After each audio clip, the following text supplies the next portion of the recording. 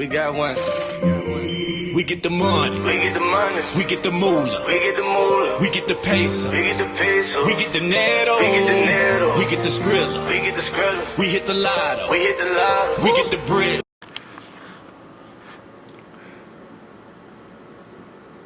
This is what I used. Cream developer, number 20, Willicola Charm, T14, the Jazzing Cream Soda Watercolor,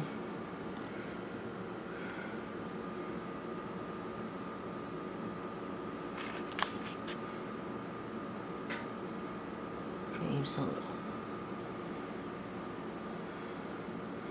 This is what the bottles look like.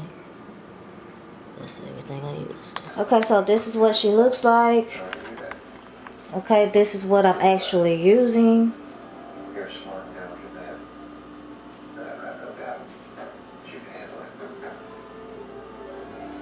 Okay, so I do actually have 2 of these, but I'm gonna do them one by one so I can get that gradient effect. Okay, so this is the first time that I dip it, and then I'll dip it a second time with the other dye. Okay, guys, so this is only one bottle of this right here, and this is the Clairol Professional Jazzing Cream Soda.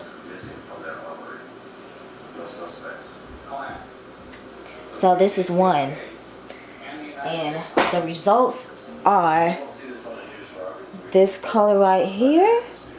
So as you guys could see, I'm just kind of letting the frontal soak a little bit, and then I'm gonna do it a second time. Okay, so in all, I should be using 2 of these, and then my hair should be this tone, or either maybe a shade or 2 darker than this tone.